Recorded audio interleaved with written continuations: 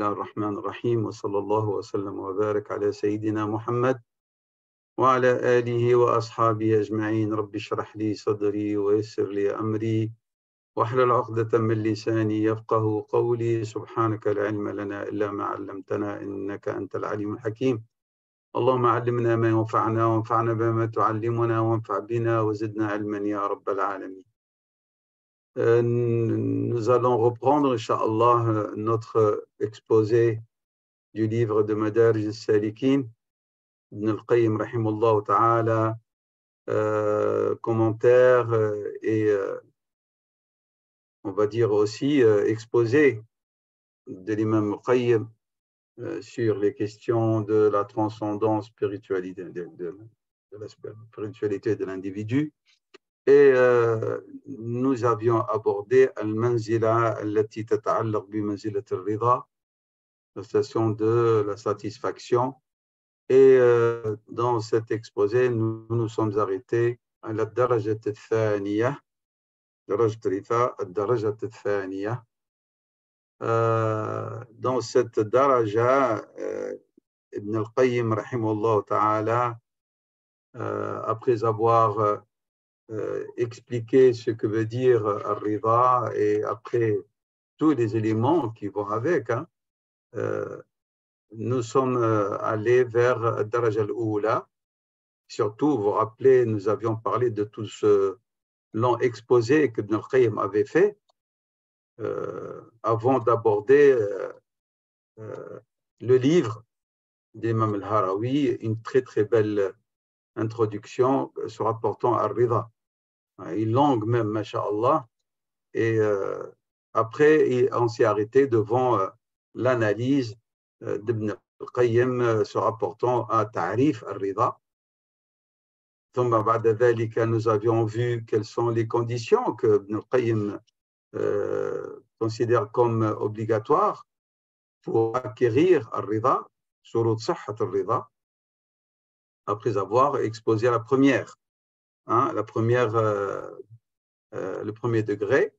Et puis après, nous on s'est arrêté devant l'analyse de Darajat Thaniya, Darajat Rida, Darajat Thaniya. Et c'est ce que nous allons essayer, Inch'Allah Ta'ala, d'exposer aujourd'hui, si Dieu le veut. Alors, يقول ابن القيم رحمه الله تعالى الدرجة الثانية الرضا عن الله، الرضا عن الله تعالى، الرضا عن الله تعالى. Et puis il ajoute, il dit وبهذا نطقت آيات التنزيل وهو الرضا عنه في كل ما قضى وقدر وهذا من أوائل مسالك أهل الخصوص. وهذا إلى دي donc من أوائل مسالك أهل الخصوص. Donc vous avez ici donc l'exposé de ce qu'il a dit. الدرجة الثانية الرضا عن الله. C'est pas un rida de ce qui vient de la part de Dieu, mais que tu satisfais de Dieu, subhanahu wa ta'ala. Et il dit, وَبِهَذَا نَطَقَتْ آيَاتُ التَّنْزِيلِ. Et les versets du livre révélé, ils ont ainsi stipulé cette règle. En quoi consiste-t-il? Il dit, وَهُوَ الرِّضَى عَنْهُ. Que tu sois satisfait de lui. En quoi? Dans tout ce qu'il a décrété et prédestiné. Et le fait, lorsque tu acquiers cet état de satisfaction de Dieu, et non pas de ce qui te vient de la part de Dieu. Il dit, ce n'est que le début du cheminement des gens de l'élite. Alors, c'est-à-dire, c'est comme si Ibn al-Qayyim nous dit, déjà l'individu, il ne peut entrer dans l'islam que par le premier degré. Daraja al-Oula que nous avions vu la dernière fois. Daraja al-Oula, qu'il avait exposé, comment ce qu'il l'a appelé. Il a dit Ad-daraja al-oula wahya.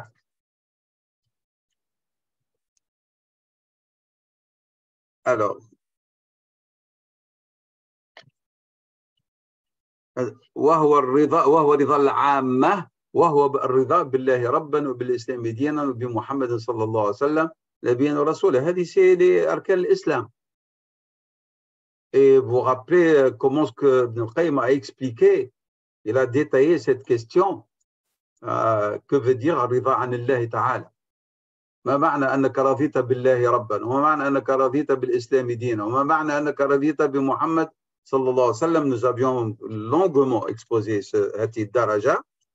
فيقول ابن القيم الدرجة الأولى quoi consiste-t-elle? C'est une daraja en vérité nécessaire et obligatoire en vérité avant même de parler du cheminement spirituel. هذه الدرجة الأولى هي التي يدخل بها الإنسان في الإسلام. ولذلك الهروي هذه هي درجة العامة، عامة المسلمين. Et on ne peut pas prétendre à l'islam ونحن لم نرضى بالله ربنا وبالإسلام دينا وبمحمد صلى الله عليه وسلم نبيا ورسولا.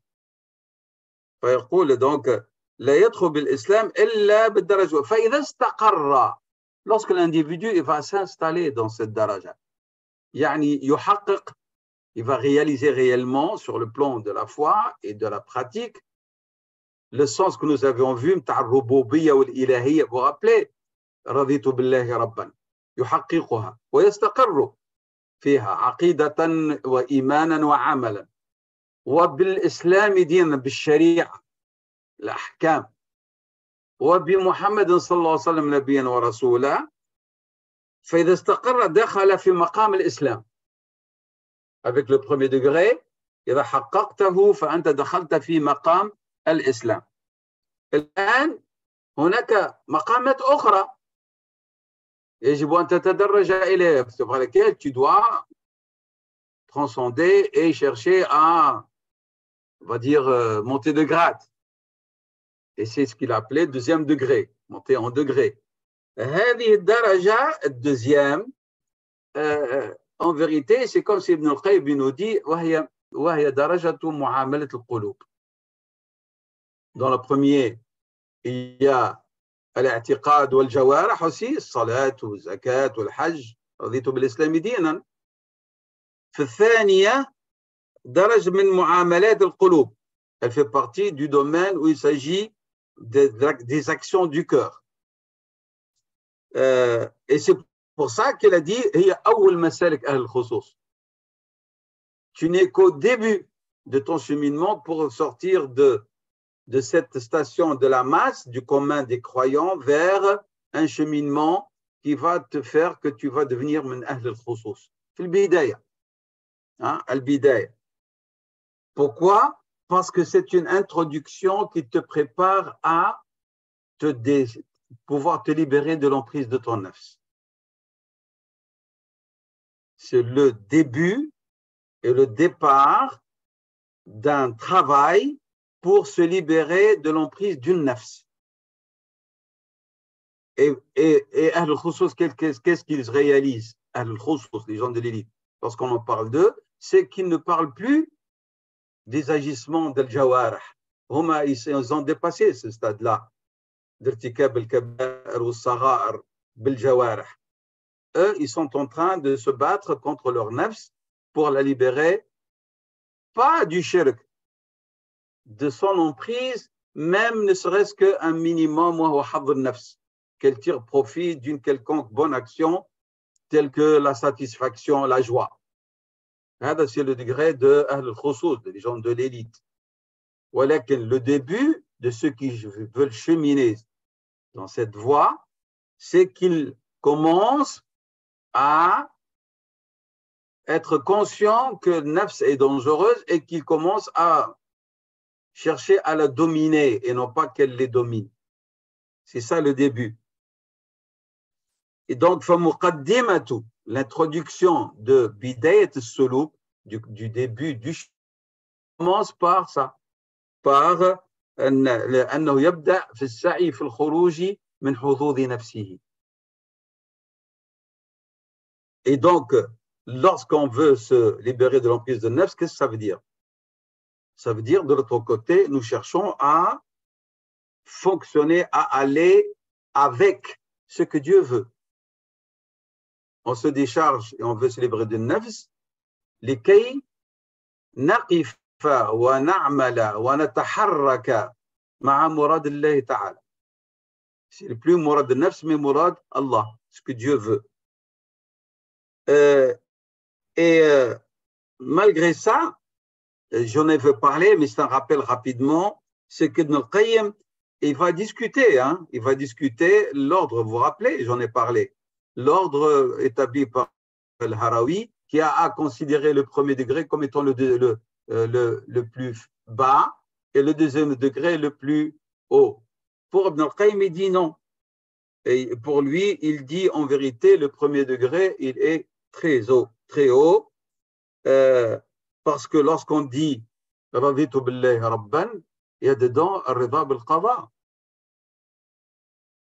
Il y a le rida bil-qada, et ce rida bil-qada, il dit Ibn al-Qayyim,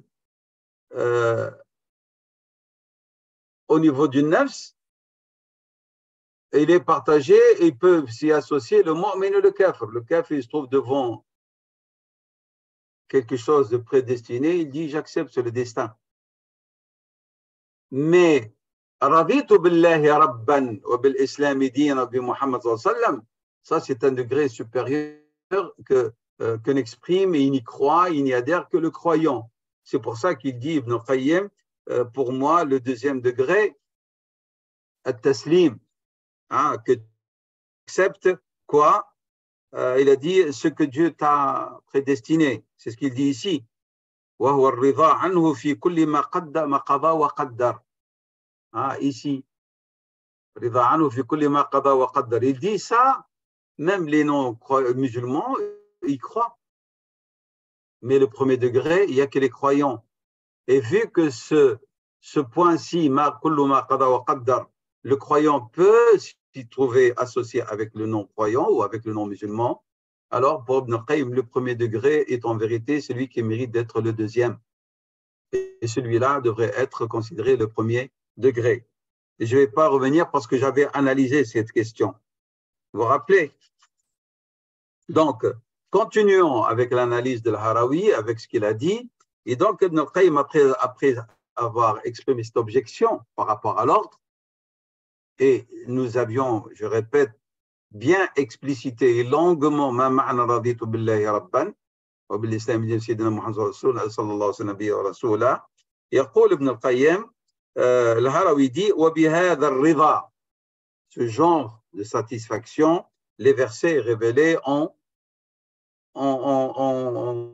parlé, ont explicité, et parmi les versets qui parlent de Rida anillahi ta'ala, vous avez la sourate al-Ma'ida, le verset 119, sourate al-Mujadala, le verset 22, et sourate al-Bayyina, le verset 8. قوله تعالى رضي الله عنهم ورضوا عنه أولئك حزب الله ألا إن حزب الله هم المفلحون. Donc, ces versets, qu'est-ce qu'elles soulèvent ou qu'est-ce qu'elles stipulent? Elles stipulent que la récompense que Dieu a accordée à ces individus, c'est dû à leur sidq. أنهم صدقوا الله سبحانه وتعالى وصدقوا بالله تعالى, leur foi, la qualité de leur action, leur mujahada de leur nafs et de leur ennemi, alors le résultat, radiyallahu anhum wa ardahum, radiyallahu anhum wa ardahum, et la conséquence, faradu anhum. Le verset il dit, donc, radiyallahu anhum, en premier, c'est Allah alladhi radiya anhum. Laysa hum alladhina radu an Allah. C'est Dieu qui était satisfait d'eux, et alors il va les satisfaire. Pourquoi? Parce qu'il est satisfait d'eux. Et en conséquence, hum yardawna an Allah ta'ala. Et puisque le verset il est dans un cadre de combat des non-croyants à l'époque de la sallam. C'est pour ça que je dis Ulaïka hizbullahi, ala inna hizballahi humul muflihun.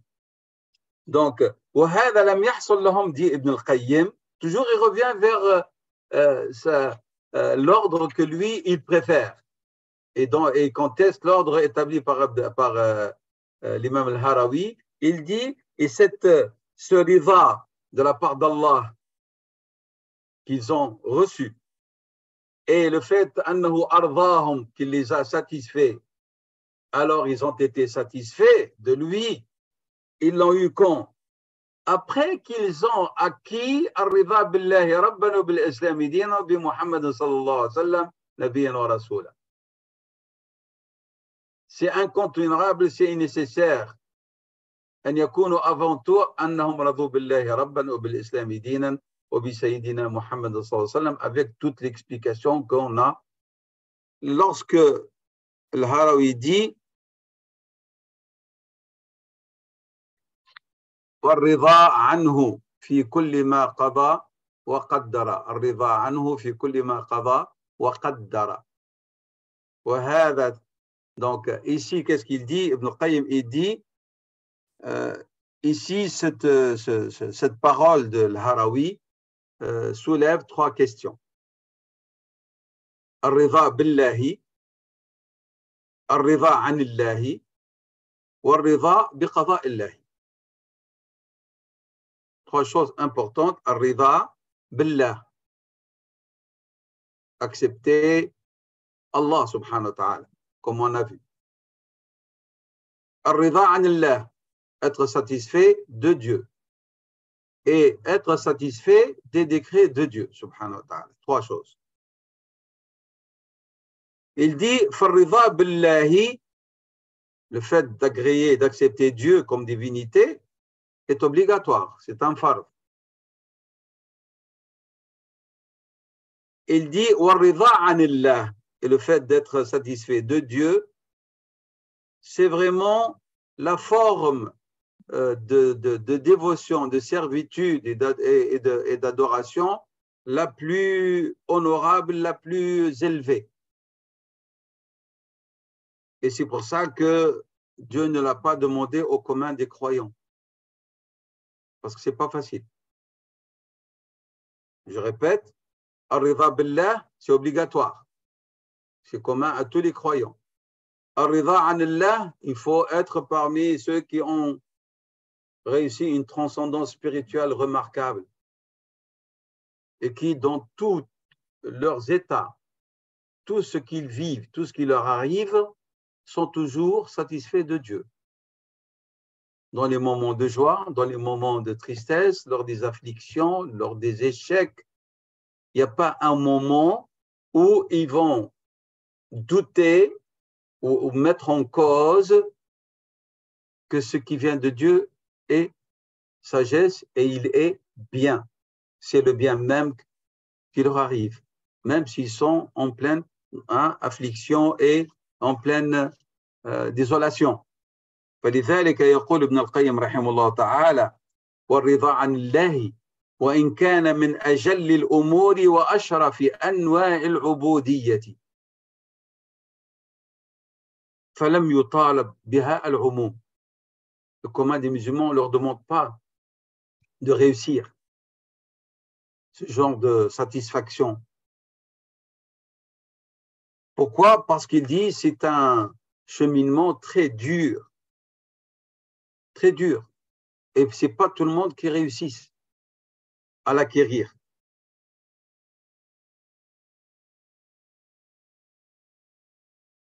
Il dit, c'est pour ça que nous trouvons les savants de la spiritualité, de la tazkiya, certains disent, non, il est obligatoire à tout croyant, et d'autres, ils disent non.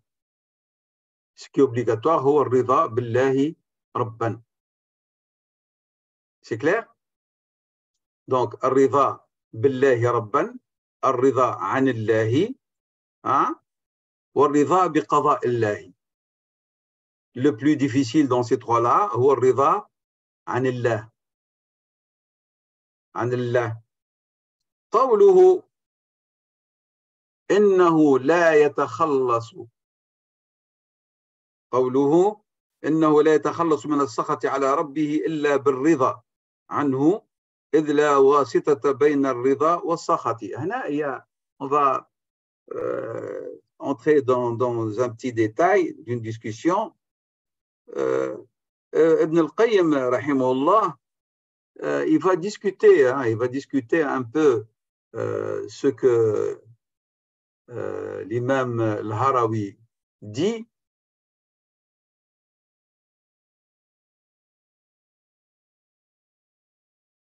Pourquoi? Parce que la question de rida, d'une manière théorique, elle est facile. Mais rida au moment des afflictions, ce n'est pas tout le monde qui va se débarrasser de la contestation, du mécontentement. Ce n'est pas tout le monde, alors qu'il est affligé, il est dans un état de contentement et d'acceptation. Et donc, Ibn Qayyim discute cela. Il dit لا يتخلص من السخط على ربه إلا بالرضا عنه. Aucun individu ne peut se débarrasser de cette contestation lorsqu'il est affligé et éprouvé que vraiment s'il arrive à réaliser quoi? Ar-rida anillah. Ar-rida anillah, c'est-à-dire la satisfaction, le contentement de ses décrets, même dans le moment les plus difficiles. C'est pour ça qu'il a dit c'est quelque chose de très difficile. Et il dit, et en vérité, cette parole, si on la prend comme ça, elle paraît facile, mais elle est confuse aussi, elle est trouble. Comment est-ce qu'on peut, on ne peut se débarrasser du mécontentement, de la contestation, que lorsqu'on est satisfait de Dieu? Il dit c'est pas facile, c'est pas évident. Il y a de la confusion parce que d'habitude, lorsqu'on est dans un état d'acceptation, on ne doit pas contester. On ne doit pas contester. Mais il dit, il y a des gens, sur le plan de la foi, ils disent qu'ils acceptent, raditu billahi rabban, et ce que ça implique au niveau de l'uluhiyya ou l'ubudiyya. Lorsque la peine, la difficulté, l'épreuve arrive, il dit c'est pas tout le monde qui va exprimer cet état d'acceptation. S'il ne va pas contester, il ne va pas aimer. Il ne va pas dire Alhamdulillah. Il va dire par la parole Raditu, en vérité, il aurait souhaité avoir autre chose. Tandis que Maqam Ahl al-Khusus, lorsqu'ils sont éprouvés, ils disent Raditu et je suis heureux ce qui m'arrive, parce que je sais que Dieu subhanahu wa ta'ala m'a prédestiné ce qui est le meilleur pour moi. Et c'est pour ça que le degré est le plus élevé. Ce n'est pas tout le monde qui a cette attitude. En général, l'attitude du commun des croyants, la contestation et la non-acceptation de l'épreuve. En général. Et ici, il y a la gravité, c'est que peut-être un nafs va en profiter pour douter de Dieu, pour avoir une mauvaise opinion d'Allah subhanahu wa ta'ala dans ce qu'il a choisi pour son serviteur. Il y a cette hésitation. Tout va bien, je suis bien installé, je suis marié, tout va bien, et subitement, il y a quelque chose qui survient et tout est chamboulé. Dans cette situation-là, où est-ce que va être, quel est le niveau et le degré de mon rida sur Dieu dans ce qu'il a décrété? Et quel est le degré de mon rida de ce que Dieu a décrété? Ou alors que le commun des croyants, y compris moi-même, je crois et je dis Raditu billahi rabban. Alors je reviens au plus bas degré, celui du commun des musulmans. Est-ce que Raditu billahi rabban là, elle est bien réalisée, ancrée, ou est-ce qu'elle-même, elle aussi, elle a été mis en cause quelque part au fond de moi-même. Pourquoi ça m'arrive? Lorsque je dis ça, pourquoi ça m'arrive à moi? C'est une contestation, malgré que je dis Raditu billahi rabban, ilahan wa rabban. Et donc, il dit, c'est quelque part, on met en cause ces décisions par une contestation. Il dit, Ibn al-Qayyim, rahimahullah, ça, il est en train d'expliquer d'une manière objective ce que dit le Harawi. Le Harawi dit, il ne faut pas connaître cette attitude-là. Ibn al-Qayyim, rahimahullah, il dit, le serviteur, Dieu lui-même lui a dit, et il lui a appris, à travers le Coran et la conduite de Rasulullah sallallahu alayhi wa sallam, lorsqu'il est éprouvé par un maqdour, Dieu lui demande de Dieu lui dit pas de contester et de rester sans rien faire. Dieu lui demande d'avoir confiance en lui et d'agir à repousser ce maqdour par un autre maqdour. Se prédestiner, il le repousse par autre chose que Dieu a prédestiné.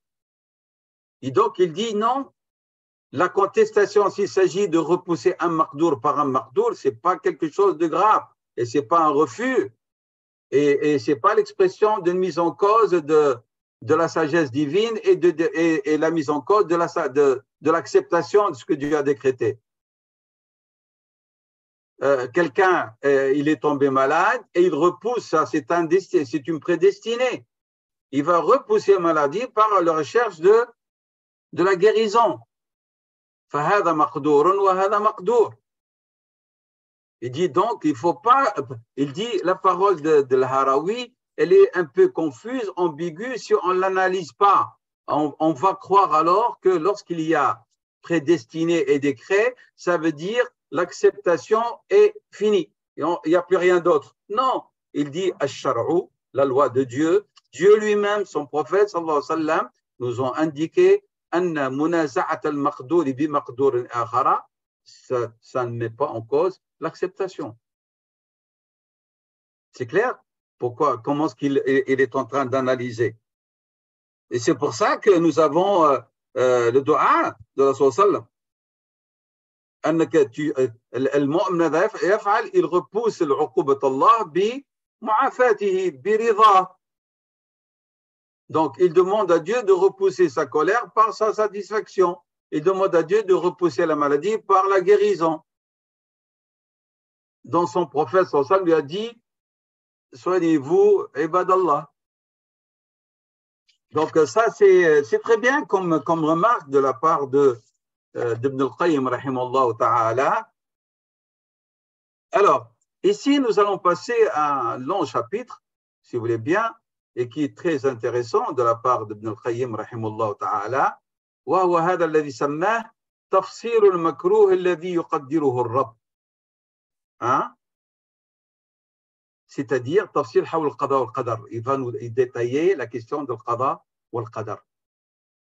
Et quelles sont les différentes formes avec lesquelles le qada arrive et comment le croyant va-t-il exprimer sa satisfaction. Et il fait un exposé ici très très long, rahimahullah ta'ala, que nous allons essayer d'analyser. Mais avec résumé, parce que sinon on restera longtemps. Alors, qu'est-ce qu'il dit?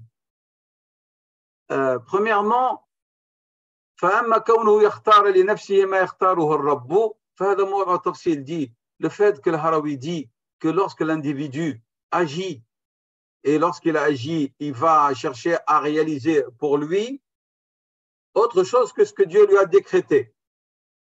Il dit هذا الكلام, il faut le détailler, sinon comme j'ai dit tout à l'heure, il y a de la confusion. C'est comme si كل ما يختاره الله سبحانه وتعالى, il ne faut pas le repousser. Alors que Dieu lui-même nous a demandé de repousser, comme a fait Sayyidina Omar. Lorsqu'il n'est pas entré dans la région où il y avait l'épidémie, il a dit Donc, on s'éloigne de Makhdourullah vers un autre Makhdour d'Allah. C'est de chercher quoi? Rechercher à préserver sa vie. Il y a de Makhdourullah aussi. Donc, alors il dit Ikhtiyarullah ta'ala à son serviteur est de deux sortes.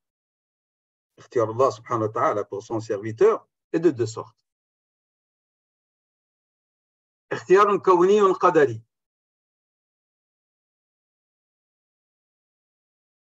Il y a des choses que Dieu subhanahu wa ta'ala a décidé. Et le serviteur, il n'a rien à voir là-dedans. C'est clair? كالمصائب التي يبتلي بها عبده فهذا لا يضره فراره منها إلا القدر الذي يرفعه عنها. C'est-à-dire, Dieu t'éprouve par quelque chose et toi, tu n'as rien fait. C'est Dieu. في علمه الأزلي, dans sa science éternelle, il a décrété que telle chose va t'arriver. Tu ne l'as pas choisi. Alors, qu'est-ce que tu fais lorsque tu es éprouvé ainsi? Si tu as la foi et tu as compris Ma'an al-Rida,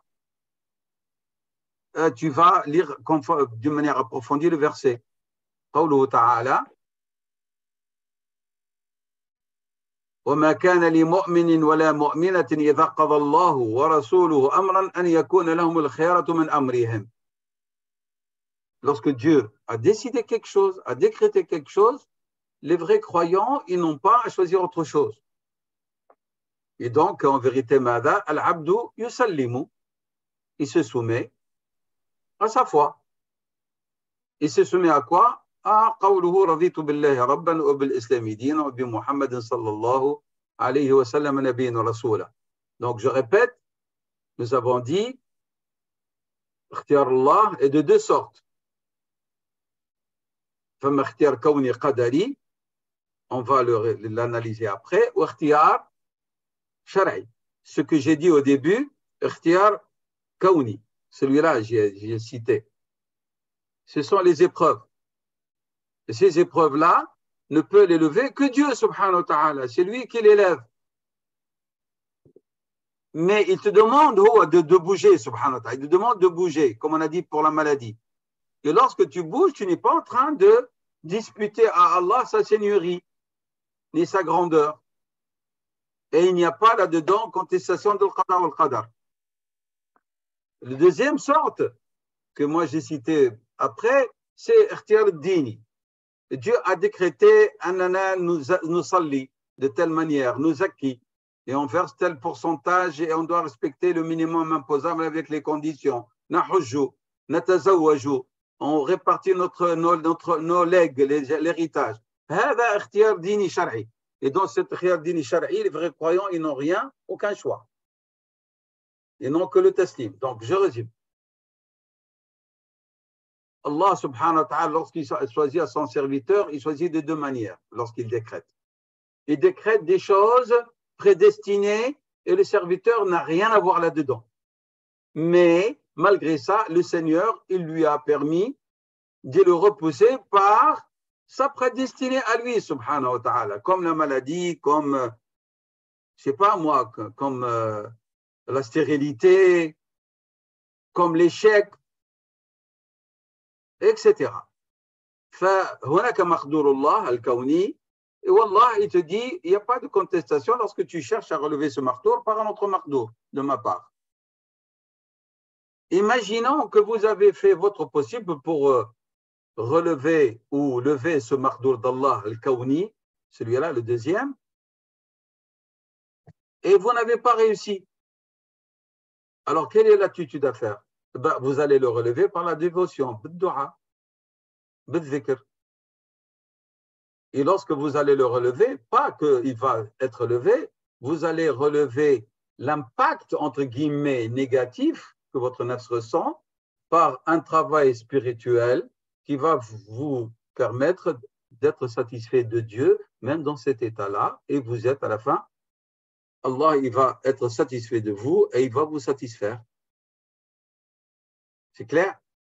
Mais tu ne souhaites pas la mort. Parce que le prophète a dit, il ne faut pas souhaiter la mort. Et il nous a donné la formule.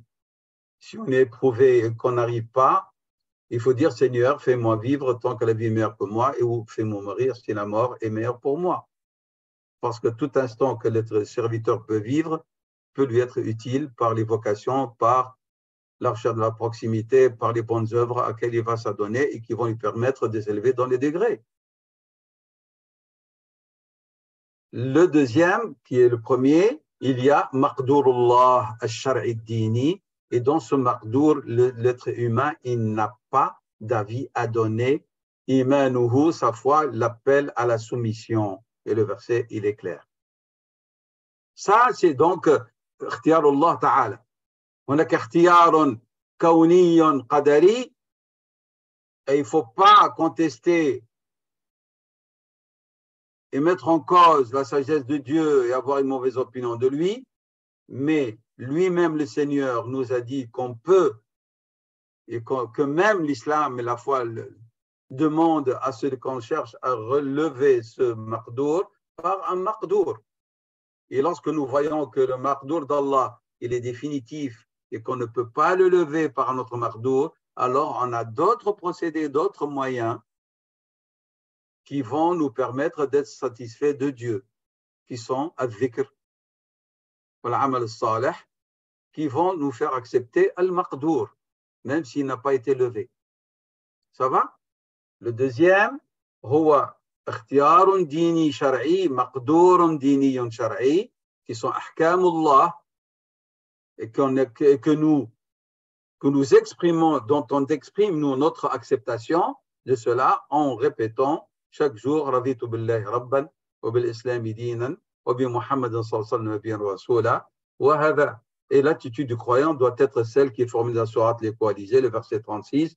وما كان لمؤمن ولا مؤمنة إذا قضى الله ورسوله أمرا أن يكون لهم الخيارة من أمرهم. Il ne revient pas à un croyant, une croyante, lorsque Dieu et son prophète ont décrété quelque chose, de dire non, j'ai un autre choix à faire. Leur attitude, leur réaction, c'est l'attitude de la soumission, de l'acceptation et de la mise en pratique. Sauf s'il y a des excuses que le législateur lui-même a considérées comme telles et qui suspendent l'application de la règle. Ça, vous le savez très bien, on en a parlé. C'est clair? Donc, il dit, et puis il va détailler, Ibn al-Qayyim, il va dire, al-maqdour al-kawni, ce que Dieu a prédestiné, parfois il est obligatoire, il a le statut d'obligatoire, son acceptation. Et parfois, il peut avoir le statut de al-mustahab, du recommandé. Ou parfois, il y a un côté mustahab, un côté quoi? Permis. Ça dépend, en vérité, ça dépend de quoi? Ça dépend de la qualité de votre foi et de la puissance de votre iman, de sa force. Maintenant, il y a des maqdour que Dieu n'aime pas et qu'il a demandé à son serviteur de lever. Je ne vais pas entrer dans les détails maintenant de cette question que j'ai soulevée maintenant, que Ibn Qayyim a citée ici. Nous savons très bien qu'An Allah ya'lamu, il est informé de toutes choses. Donc, si l'un d'entre nous commet un péché, Dieu le savait, parce qu'il est l'alim. C'est clair? Fa'ilmullahi ne veut pas dire que tu n'as pas à agir. On avait parlé de ça, nous avons dit les gens confondent ilmullah wal mas'uliyya et la responsabilité de l'individu. Allah subhanahu wa ta'ala ya'lam annaka satartakib ma'siyah. Walakin Allah subhanahu wa ta'ala, il sait qu'il t'a donné la capacité de relever cette ma'siyah. Par quoi? Par l'amal salih. Il a dit clairement dans le hadith de Rasul sallam, par le biais de la parole de son prophète sallam, watbi' as-sayyi'ata al-hasanata tamhuha, fait suivre la mauvaise action par une bonne, elle l'effacera. Donc, Allah ya'lamu fi ilmihi al-azali qadarullahi annaka satartakib ma'siyah, walakinahu al-'abdu ma'murun bi quoi?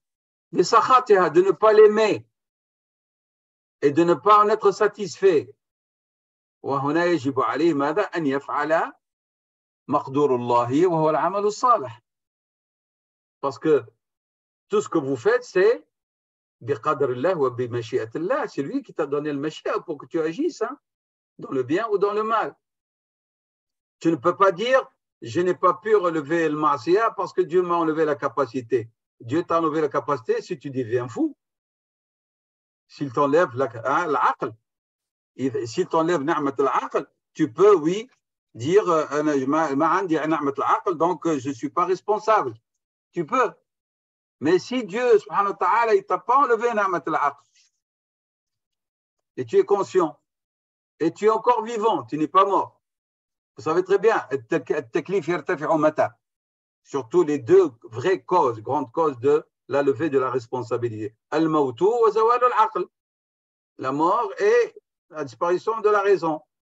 Les autres situations, elles sont provisoires, comme l'évanouissement, le sommeil profond, le coma. Mais la mort définitive et la folie définitive, voilà que les autres taklif n'est que peut-être que provisoire. C'est clair. C'est pour ça que il dit ici, c'est un hadith, mais je ne sais pas le degré de son authenticité, qu'on attribue à Rasulullah sallam, il a dit, Allah, il a deux preuves contre ses serviteurs. Inna lillahi hujjatayni. Hujjatun zahira wa hujjatun batina. Une preuve contre ses serviteurs apparente et une preuve cachée. La preuve apparente, ce sont les prophètes et les messagers. Et la preuve cachée, c'est la raison. Et donc, qui sont dispensés? C'est ceux qui n'ont pas reçu de prophète ou qui n'ont pas de raison. Mais les autres, tous, ils sont responsables. Et ils doivent répondre devant Dieu, subhanahu wa ta'ala, du rejet de sa divinité, de sa désobéissance, de son association, etc. C'est clair? Donc, ici, Ibn al-Qayyim, rahimahullah, donc, elle a développé, elle a dit, donc, فَالْعَبْدُ مَأْمُورٌ بِسَخَطِ الذُّنُوبِ وَمَنْهِيٌ عَنِ الرِّضَى بِهَا وَهَذَا هُوَ التَّفْصِيلُ الْوَاجِبُ فِي الرِّضَى بِالْقَضَاءِ. Et c'est ce que chacun doit comprendre lorsqu'on aborde cette question de al-qada wa al-qadar. Ici, je ne vais pas entrer dans les détails des firaq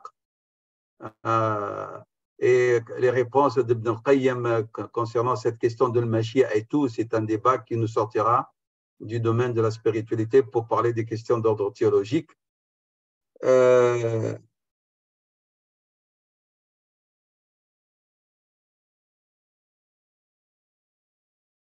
Nous allons passer à un chapitre, et c'est celui-là dont je vous ai dit que c'est un chapitre qui est long.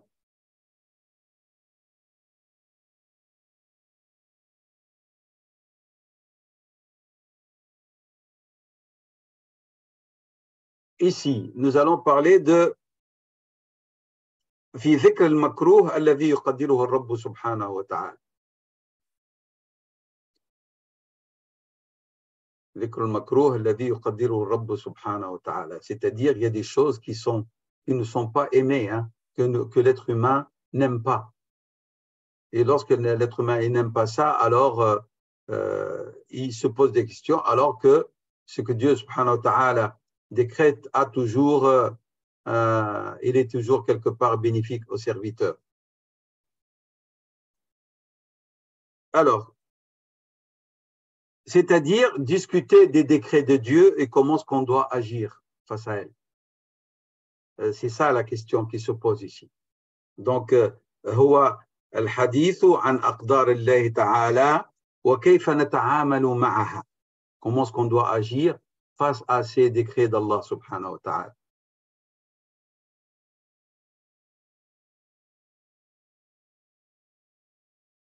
Donc, nous avions dit que Ar-Ridha bi Aqdar Allah Azza wa Jalla de deux sortes. Vous vous rappelez ça, on vient de soulever.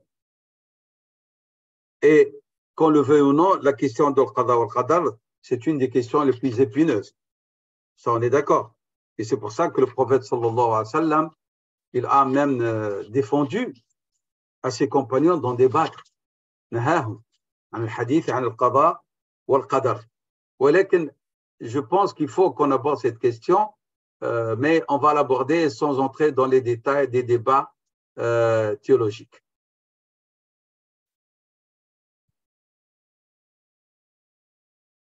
Pourquoi? Parce que discuter de l'qada ou l'qadar, c'est quelque chose, parfois, si on veut la poser d'une manière philosophique, l'être humain, il ne peut pas trouver de solution, surtout à la lumière d'une pensée rationnelle en dehors, en faisant abstraction des directives et de la direction de la foi.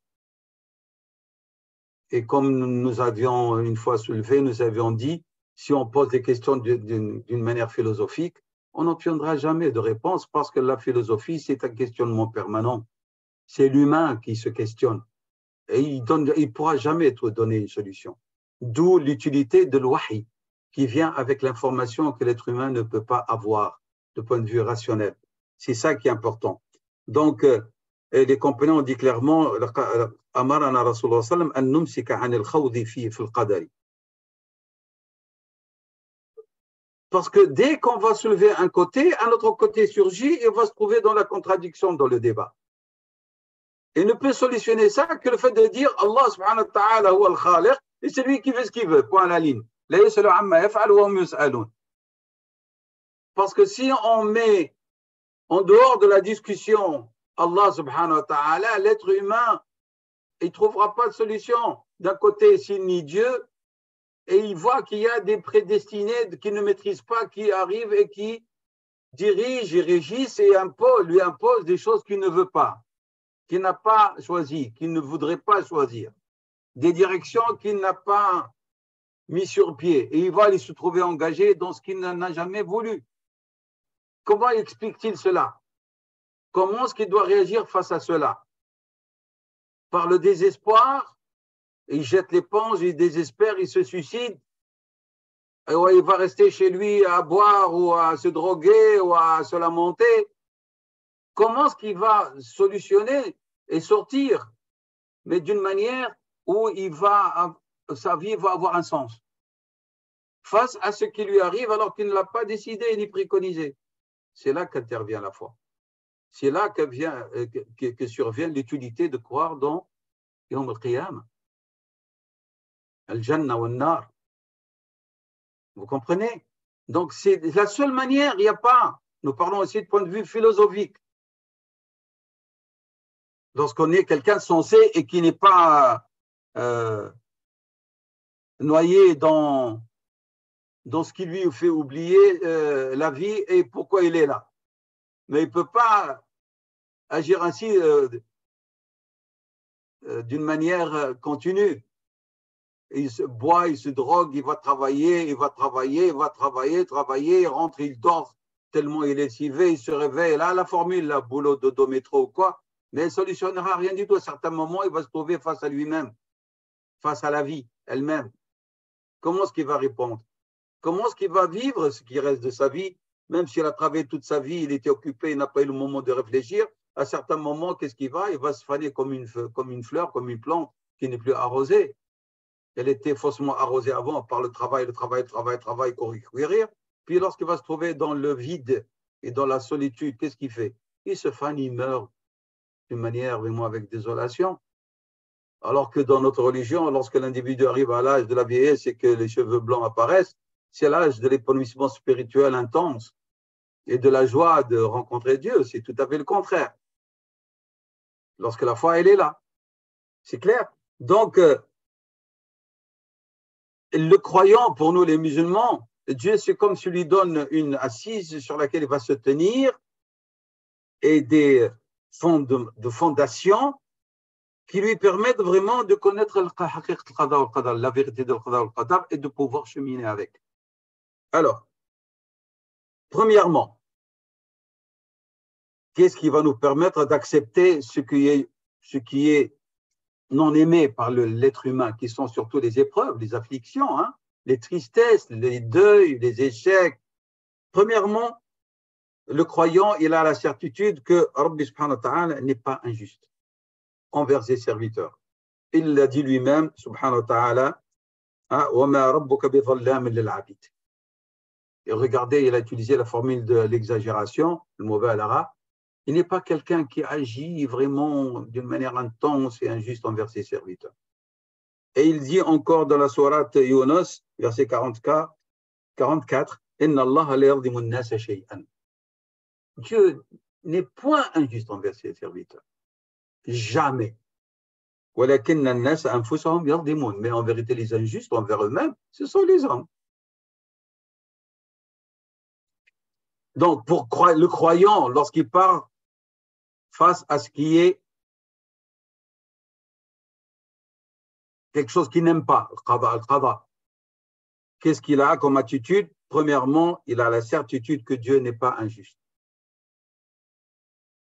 Et donc,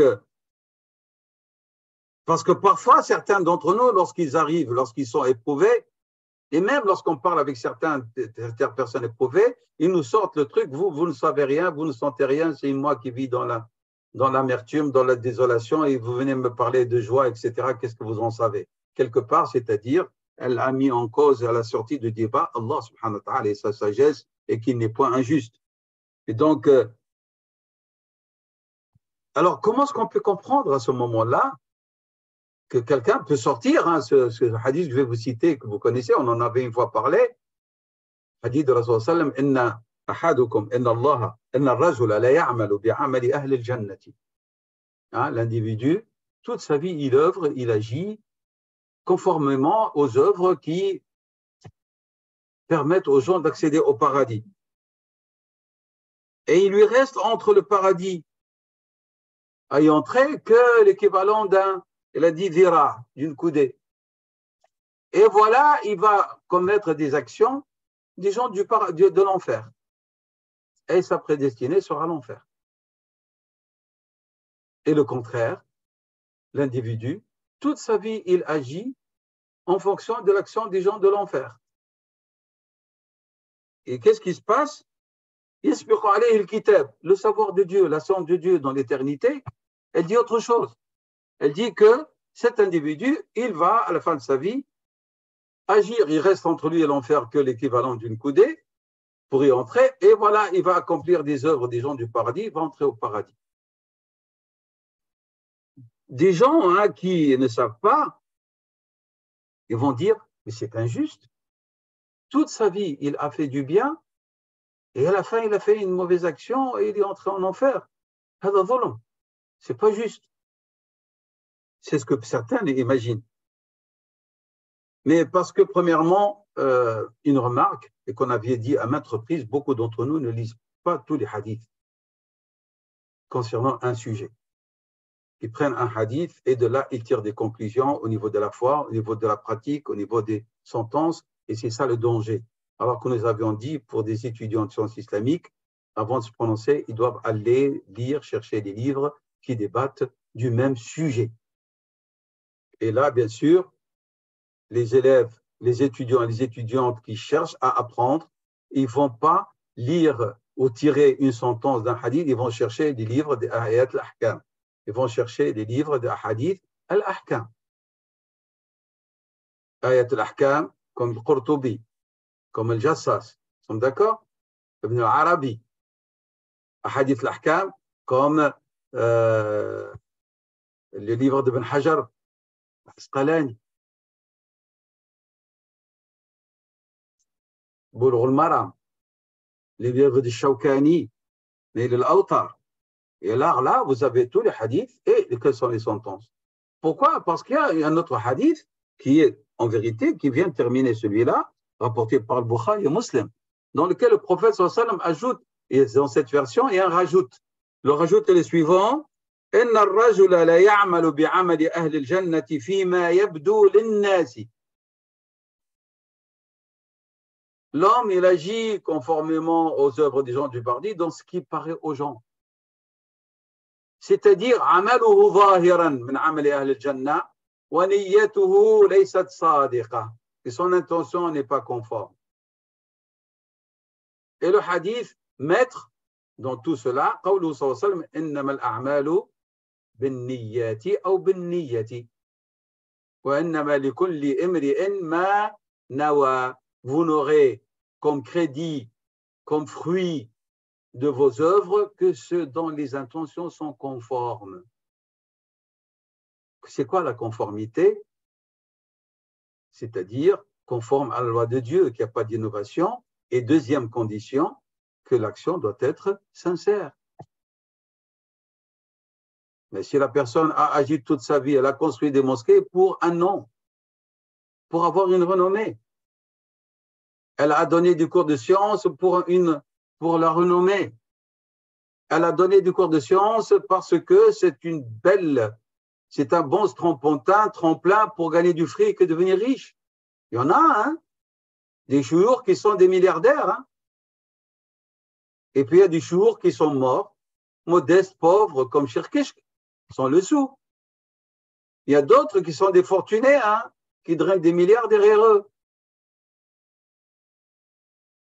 C'est le danger de drainer des milliards qui a fait que l'imam Ghazali a douté de son savoir acquis. Pas du savoir qu'il a acquis, de pourquoi est-ce qu'il a acquis son savoir. Est-ce que c'était pour Dieu ou pour la gloire? Et qu'il a arrêté sa carrière alors qu'il était en plein essor. Est-ce que c'est lillah ou lil-shuhra ou lil-mal? C'est clair? Et donc, fima yabdu lin-nas, dans ce qui apparaît, dans ce qui nous paraît, l'insan, il fait que des actions du genre de paradis, il mérite le paradis suprême. Dans ce qui nous paraît, cette personne, elle mérite l'enfer. ولكن الله سبحانه وتعالى هو أعلم بالنيات. Allah, il connaît les intentions. Allahu a'lamu bil khawatim, les fins. C'est pour ça que nous devons toujours invoquer Dieu qui nous accorde les bonnes intentions et la bonne fin. C'est clair? Donc, fima yabdu lin-nasi. Yabdu lin-nasi, c'est qu'il fait des bonnes actions. ولكن Dieu est informé de ce qui est caché, ce qui est enfoui en lui-même. Enfoui en lui-même quoi? Une intention, une volonté perverse, mauvaise, qui ne vit que pour vaniteuse. Et elle cherche la gloriole et non pas elle cherche Allah subhanahu wa ta'ala. Ça, c'est premier règle, être sûr et certain, point de vue foi, qu'Allah n'est point injuste et qu'il n'agit que par justice subhanahu wa ta'ala. Ceci vous fait accepter les décrets qui vous semblent pas bonnes, pas supportables. Deuxième règle, si vous croyez en Dieu et vous avez cru en lui en toute conscience, en tout savoir, et vous l'avez choisi volontairement, librement, comme Dieu, alors vous devez savoir que parmi les attributs de Dieu, c'est qu'il est libre dans ce qu'il fait.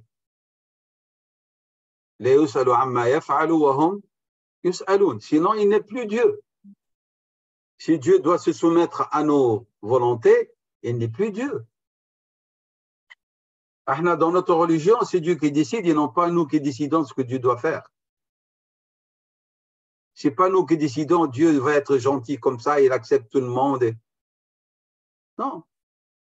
Nous sommes ses serviteurs et non pas le contraire. Donc Allah, dans Surat Al-Anbiya, a dit clairement, 21, le verset 22, La yusalu amma yaf'al wa hum yus'alun. Et vous avez dans le Surat les récits, un autre verset qui est très beau, le verset 68. Ton Seigneur, il crée ce qu'il veut et il choisit ce qu'il veut.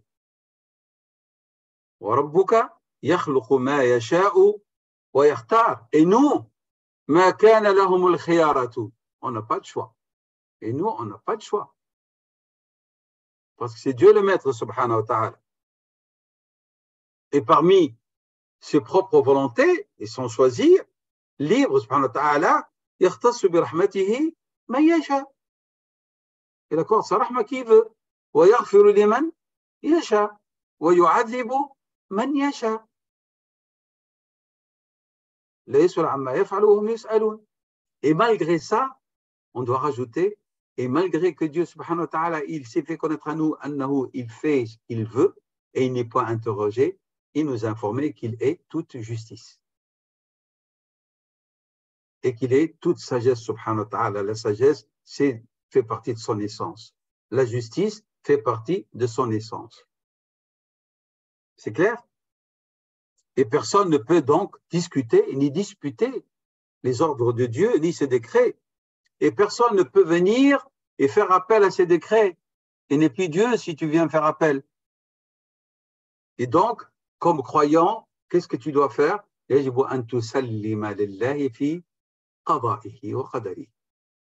Tu te soumets et tu acceptes. Troisième règle importante, pour accepter al-makruh, al-makruh selon le terme, selon la compréhension humaine, selon l'islam, tout ce qui atteint le croyant, il n'est que bien. Le hadith. Ajaba li amr al-mu'min. Vous vous rappelez le hadith? Donc, al-qa'ida thalitha,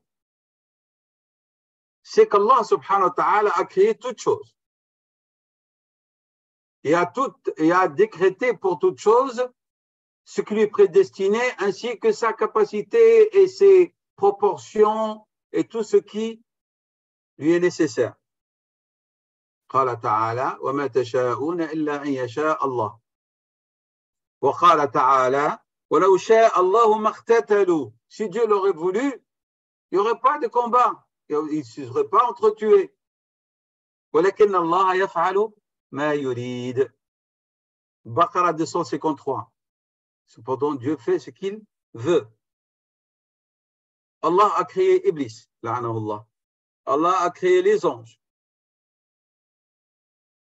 Beaucoup des gens peuvent dire pourquoi Dieu a-t-il créé Iblis? Il aurait pu créer les anges, on était tranquille.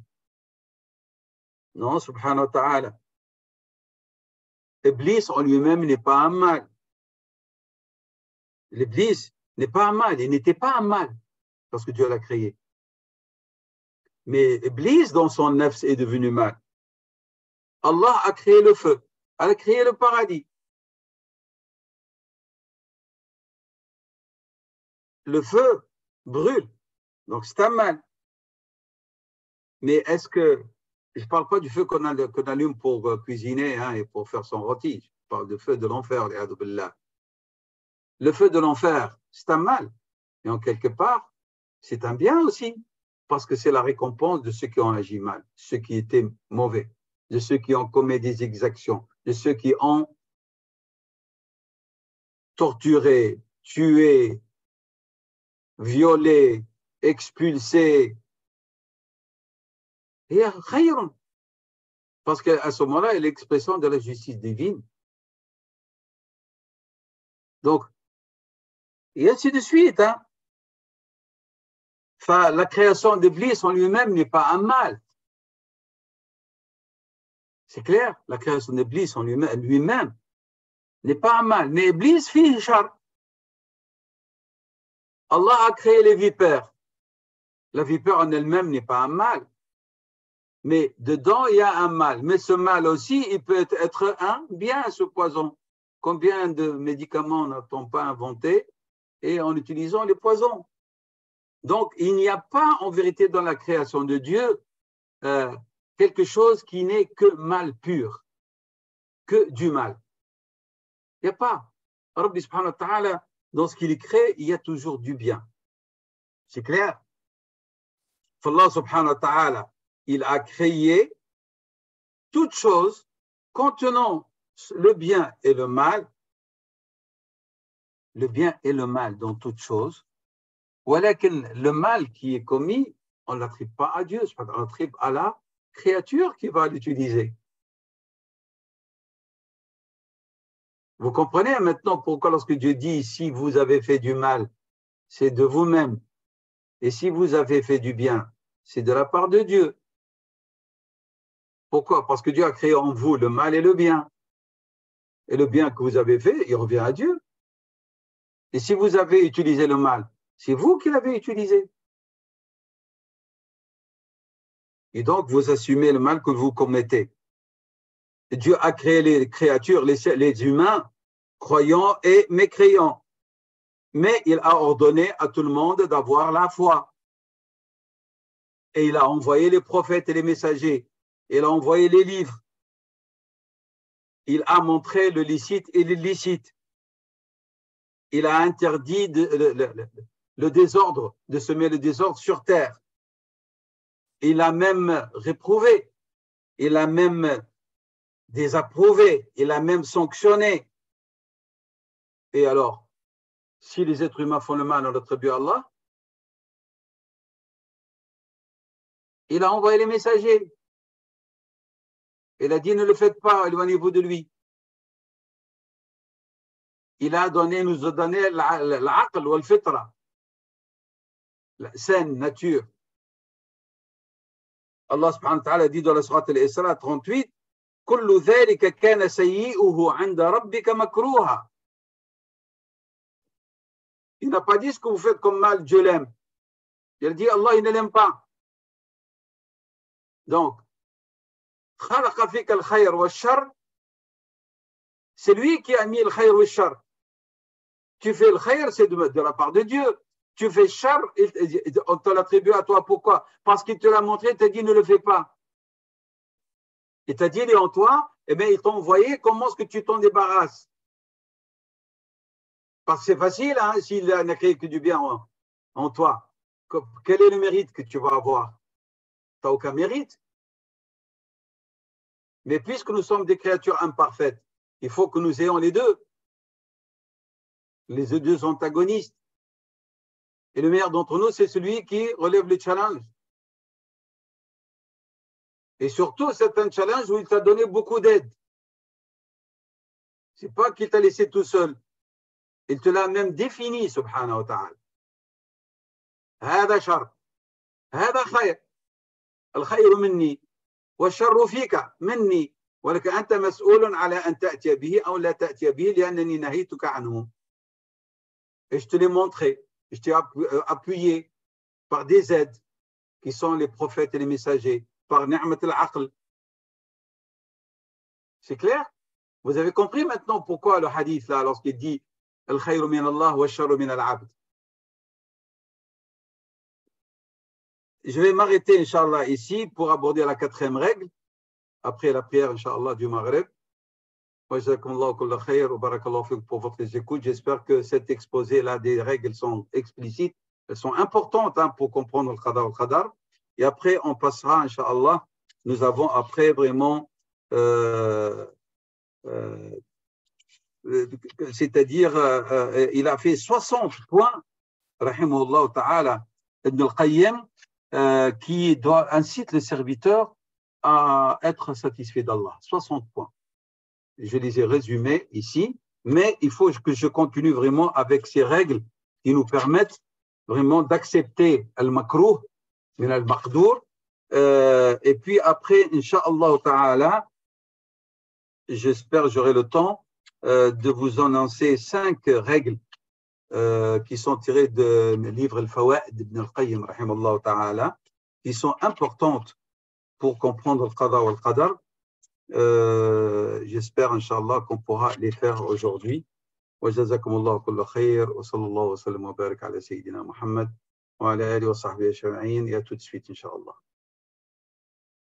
Dieu a créé, comme j'ai dit, le croyant et le non-croyant, hein? Mais il a, subhanahu wa ta'ala, ordonné quoi? Le mal. Est-ce qu'il a ordonné la mécréance? Il a ordonné l'iman. Il a ordonné le bien.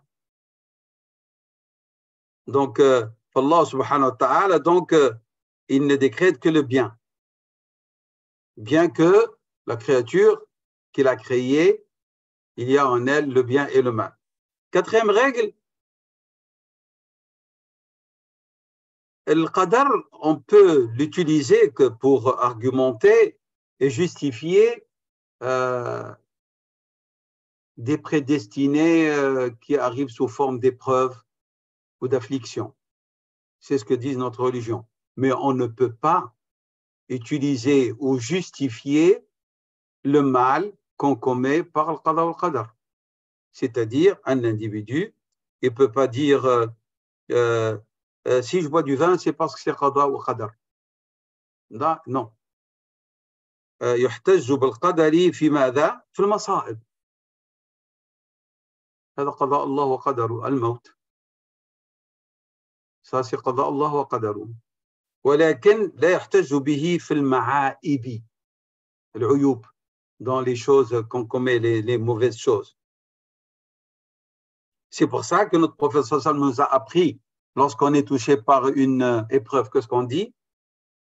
Qadarullah, ma qadarallahu, wa ma sha'a fa'al. Qadarallah, wa ma sha'a fa'ala. Quand est-ce qu'on dit ça? عند المصائب. Et non pas, il va voler ou il dit qadarallah wa ma sha'a fa'al. Non. Pour comprendre, donc, qadar, qu'est-ce qu'on doit? Nous avons dit, première règle, c'est quoi?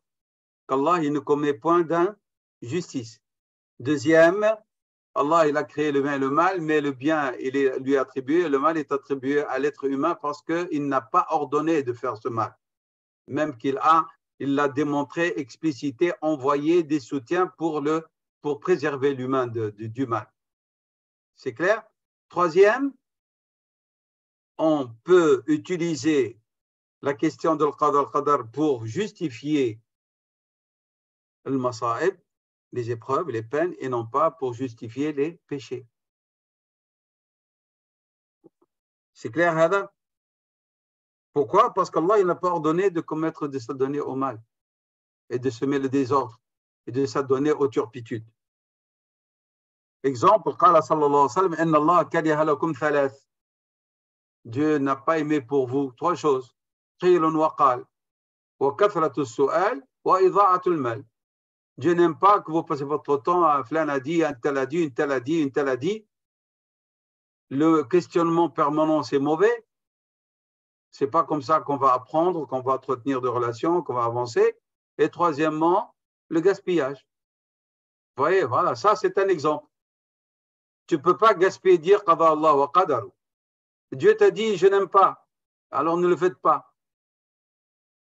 Si demain la personne est sanctionnée par il ne va pas dire Dieu me l'a permis. Dieu a dit Allah n'a pas aimé pour vous, il vous a défendu en vérité, c'est ce qu'il voulait dire. Les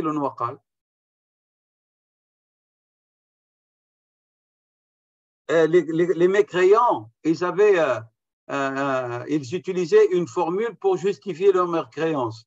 Et Allah subhanahu wa ta'ala nous en a parlé dans le cadre de quoi? Du mépris de leur attitude. Lorsque Dieu leur dit, pourquoi vous adorez les statues là? Pourquoi est-ce que vous associez à Dieu d'autres divinités? Pourquoi vous adorez des idoles qui ne réagissent pas, qui sont des pièces inertes, du bois, de la pierre? Leur prophète leur pose cette question. Qu'est-ce qu'ils disent? Wallahu amarana biha. C'est des menteurs. Ils disaient, inna Allah amarana biha. Allah subhanahu wa ta'ala amara bi'idat al-awthan. Donc, et lorsque tu leur dis comment, ils disent, mais parce que c'est qada Allah. Mais non. Allah subhanahu wa ta'ala n'a pas ordonné de lui associer d'autres divinités. Ce verset, vous l'avez dans la sourate Al-A'raf, verset 28. Le contraire qu'on a. Al-A'raf 28. On a le contraire, celui qui est dans la sourate Al-Nahl, verset 90. Qu'est-ce que Dieu dit? Inna Allah ya'muru bil-'adli wal-ihsani wa ita'i dhil qurba wa yanha 'anil fahsha'i wal munkari wal baghi. Voilà, le contraire de ce qu'ils prétendent. إن الله يأمر بماذا؟ بالعدل. لم يأمر بالفحشاء، لم يأمر بالشرك، لم يأمر بالظلم، لم يأمر بالسرقة سبحانه وتعالى. Ça, c'est quatrième règle qui nous permettent de comprendre le qada wal qadar et d'accepter. Cinquième règle, Allah subhanahu wa ta'ala qaddara kulla shay. C'est lui qui a prédestiné toutes choses. Là, nous avions dit avant, Allah subhanahu wa ta'ala, quatrième, on ne peut pas utiliser al-qadar que dans les masa'ib et non pas dans les ma'aib. Troisième, nous avions dit, al-sharru, il est mal dans fi maf'ulatihi, dans ce qu'il donne comme conséquence utilisé par l'homme ou par la créature, et non pas dans af'alullah, qu'Allah a créé le bien et le mal. Premier. Deuxième, nous avions dit, qui permet de comprendre le qada wal qadar, c'est que Allah subhanahu wa ta'ala, il a créé toutes choses. Et il leur a prédestiné leurs proportions, leurs capacités, leurs aptitudes. Et la première, nous avons dit, Dieu n'est pas injuste envers ses créatures. La cinquième, nous avons dit maintenant, An Allah subhanahu wa ta'ala, nous avons dit la cinquième, Inna Allah ta'ala subhanahu wa ta'ala, qaddara kulla shay. Alors, ce taqdir d'Allah de toutes choses, il se divise en différentes sortes. Ce taqdir d'Allah de toutes choses se traduit à travers trois exemples, on va dire, trois différents types. Premièrement, taqdir al-ilm, on appelle ça. Qadarullah, c'est un taqdir de l'ilm, c'est-à-dire c'est une prédestinée qui est due à l'omniscience de Dieu. Allah subhanahu wa ta'ala, il sait ce qui existe, ce qui existera, ce qui aurait pu exister s'il avait existé. S'il y a des choses qui sont dans le néant, c'est que Dieu a voulu qu'elles soient dans le néant. Pour Dieu, il n'y a pas de néant. L'adam lil-insan, mais Dieu, il connaît tout. Tout ce qui aurait pu exister si Dieu l'avait décidé, subhanahu wa ta'ala. Et ceci jusqu'au jour du jugement dernier. Il s'appelle taqdir al-ilm. C'est-à-dire, c'est des décrets en relation avec ilmullah.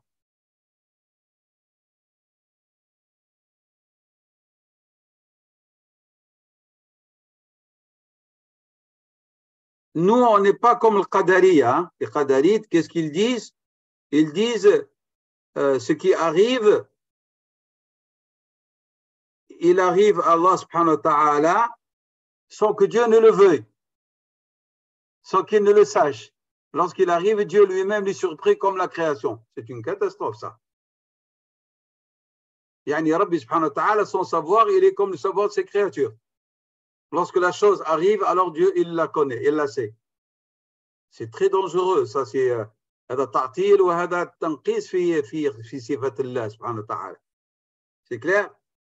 Donc, ils sont mis sur le même pied d'égalité, ilmullah wa ilmul ibad. Alors que nous, non. Pour nous, les musulmans sunnites, Allah subhanahu wa ta'ala ya'lamu ma huwa ka'inun wa kullu ma sayakun wa ma lam yakun kayfa kana law annahu kan. Et ce qui n'existe pas, comment est-ce qu'il aurait pu être s'il avait existé? فعلم الله قديم إلى يوم القيامة وليس كعلم الناس فالله يعلم الأشياء قبل أن تقع.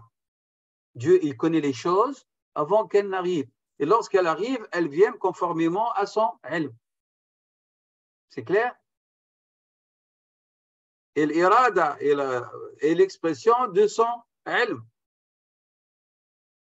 Et donc, ils n'ont pas comme le Qadariya, ils disent Al-amratu bin nisbati lillahi unufun. Ma ma'na unufun, c'est-à-dire malgré lui, ça arrive. Et lui, lorsque ça arrive, à ce moment-là, il en est informé comme une créature.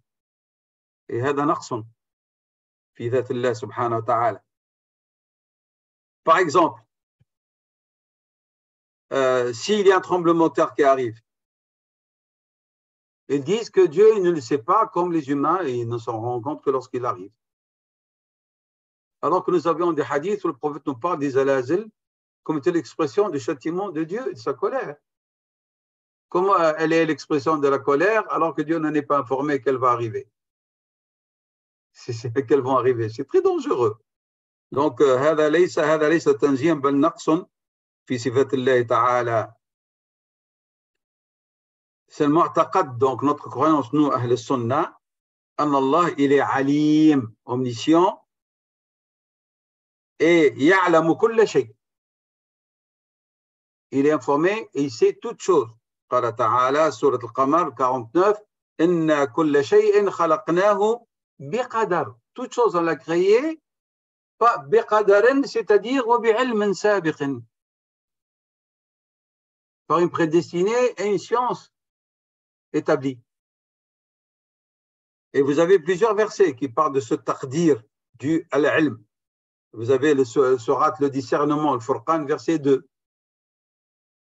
وَخَلَقَ كُلَّ شَيْءٍ فَقَدَّرَهُ تَقْدِيرًا. Ça, c'est le premier.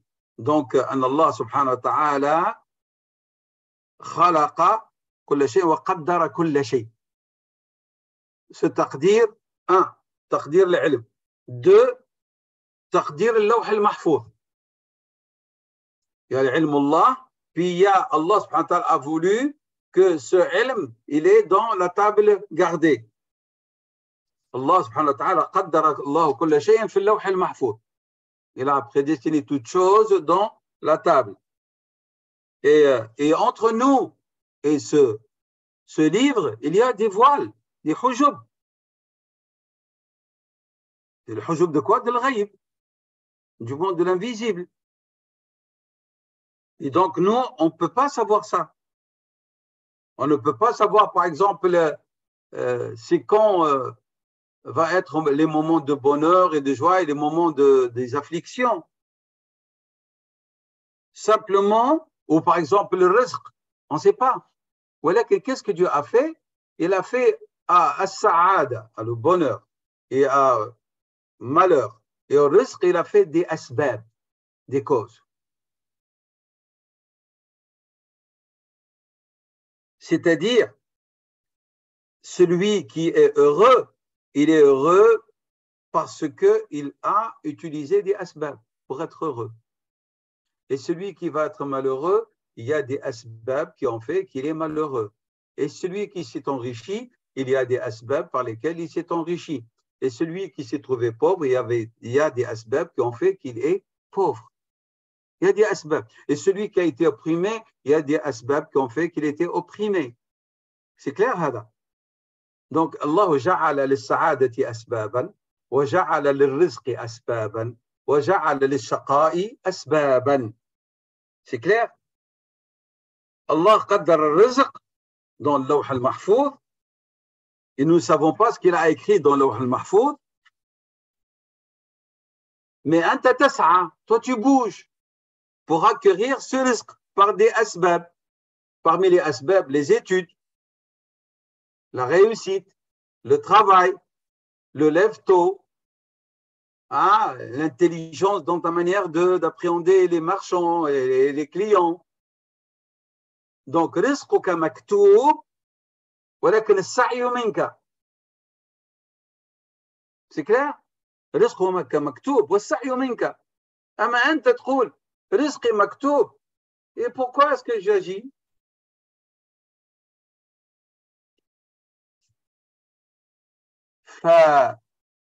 Tu seras sanctionné parce que tu n'as pas agi. Et rizquka maktoub. Tu vas chercher à avoir des biens par les biais du haram. C'est des asbab. Ce rizq, il est maktoub. Mais tu as cherché à l'appréhender par des asbab qui sont interdits. Allah a voulu que le rizq, ou ce qu'il a prédestiné, soit caché pour que ce soit un stimulant pour toi, pour que tu agisses. Tu n'as pas pu avoir des enfants, et tu veux te marier, tu dis, j'ai pas réussi à me marier. Il te dit, Is'a. Celui qui dit c'est maktoub sans agir, est-ce que lui, il sait qu'est-ce que c'est le maktoub? Est-ce que l'un d'entre vous sait qu'est-ce qu'il est maktoub dans le livre, gardé? Dans la table, gardé? On ne sait pas. Alors, de quel droit vous dites ce qui vous arrive, c'est maktoub? Qui vous dit que si vous avez agi, ça aurait été ça le maktoub, et non pas ce que là, vous êtes arrêté? C'est pour ça que le prophète sallam, qu'est-ce qu'il a dit? I'malu fa kullun muyassarun lima khuliqa lah. Agissez. Chacun aura la facilité dans les voies qui lui ont été prédestinées. Il n'a pas dit الرزق مكتوب فاجلسوا وانتظروا المكتوب. Il a dit اعملوا. Je veux me marier. Non, je ne bouge pas, j'attends que monsieur frappe à la porte ou que mademoiselle frappe à la porte. Pourquoi on me fatigue? Elle va frapper à ma porte. Maktoub. Si c'est ça le maktoub, c'est une mauvaise compréhension. Hein, nous savons très bien que, donc, le hadith al-Bukhari, par Rasulullah sallam, il répond à ceux qui disent « je ne bouge pas parce que c'est maktoub » en leur disant « i'malu fa kullun muyassarun lima khuliqa lah » Vous allez me dire « ana a'mal walakin lam atazawaj »« ana a'mal wa lam urzaq bil awlad » j'agis, je akhd bil asbab wa lam urzaq »« ana as'a wa lam » et je ne suis pas devenu riche. Oui, tu auras la récompense d'avoir agi. Et peut-être à la fin de ta vie, tu auras le maktoub. Comme le maktoub, c'est que tu n'auras pas ce que tu veux toi. C'est que le maktoub, c'est que tu ne dois pas avoir ça. Mais alors quoi? Mais toute l'œuvre du fils d'Adam, il est récompensé en islam. Dans la perspective du fait que nous croyons dans l'au-delà et sa récompense éternelle. Si on en fait abstraction de notre vision de ce que veut dire le devenir de l'être humain, oui, de le dire j'agis pour ne rien avoir. Mais si, et même, la réponse, elle est renvoyée en vous disant, et qui vous dit que votre agir ne donnera pas ses fruits? Est-ce que vous croyez que c'est vous qui définissez le temps et le moment où il doit advenir? C'est pas vous. Donc, le fait de justifier son inaction par cette formule de maktoub est tout à fait erroné parce que le maktoub nous est caché, nous est voilé.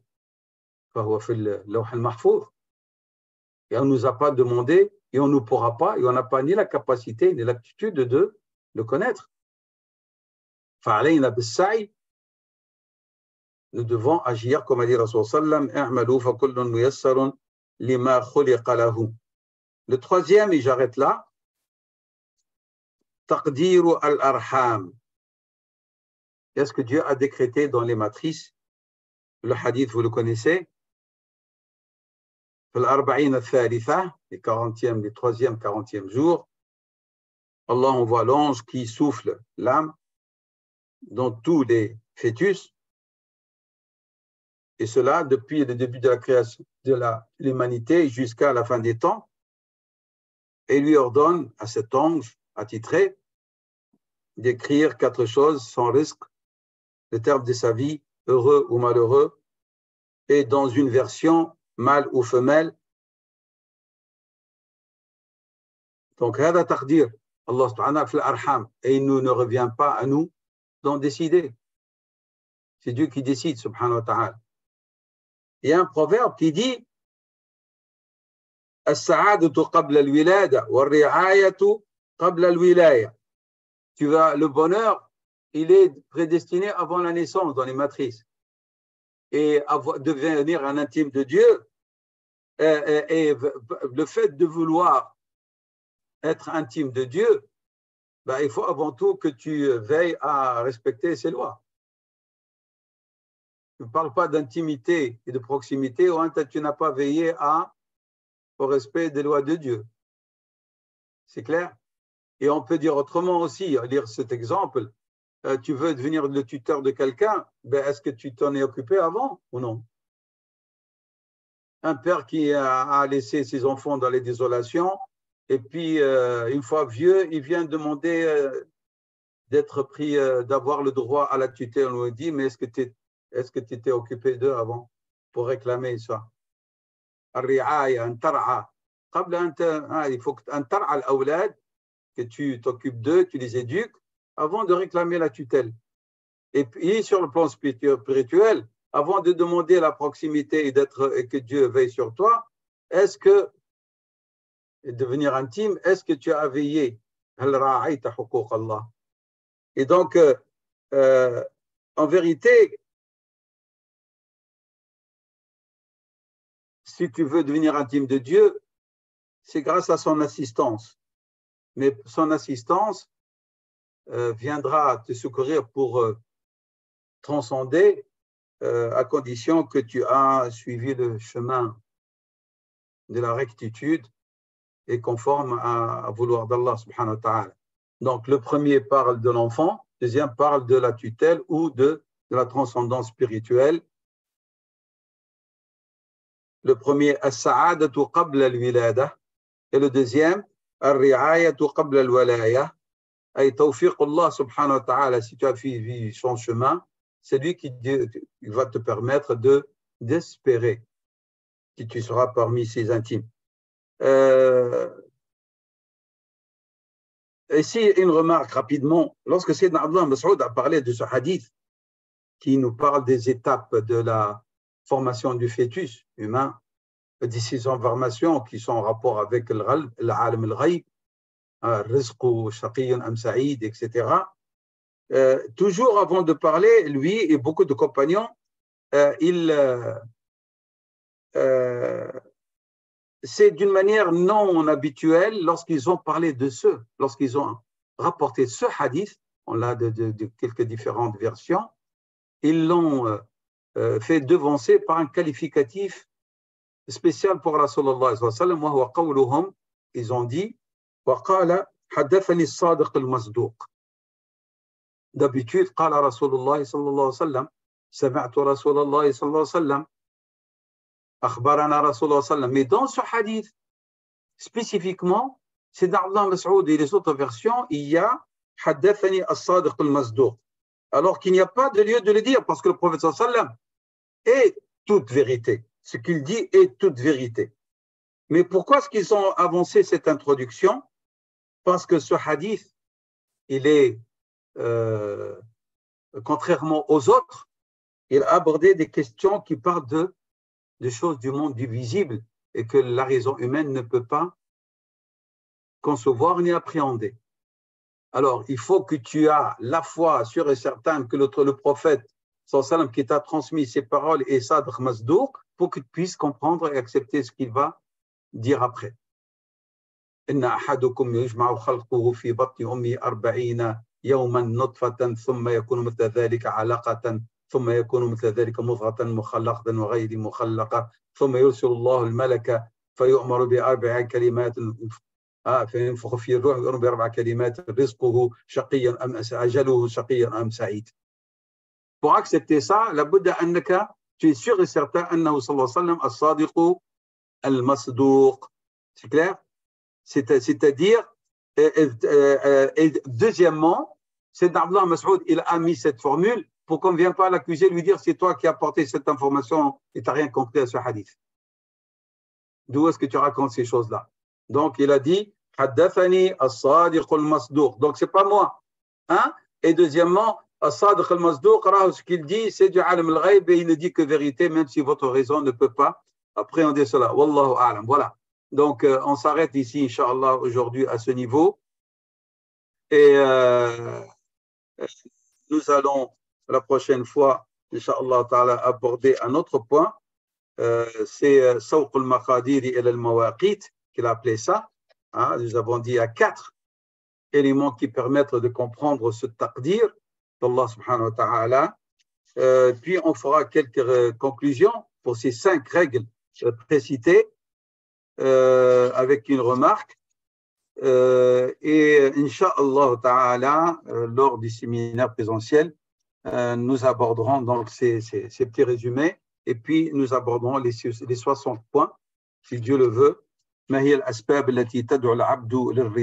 Quelles sont les causes qui doivent inciter le serviteur croyant, celui qui cherche la transcendance, à être dans l'état de l'acceptation et de la satisfaction de Dieu subhanahu wa ta'ala, rida anillah, et d'être satisfait de ce qui vient de Dieu subhanahu wa ta'ala pour qu'en conséquence Allah yarda anhu.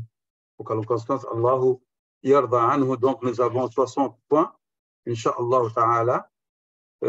Si nous les terminerons, si Dieu le veut, on verra après que daraja thalitha. Et normalement, si Dieu veut, lors du séminaire présentiel, nous terminerons, si Dieu le veut, à Manzilat al-Rida, pour revenir à l'ordre préétabli que nous avions commencé, Inch'Allah, avec l'aide de Dieu, pour terminer ce premier tome de Madarij al-Salikin. Wallahu a'lam, wa sallallahu wa sallam wa barak ala Sayyidina Muhammad, wa ala alihi wa ashabihi ajma'in.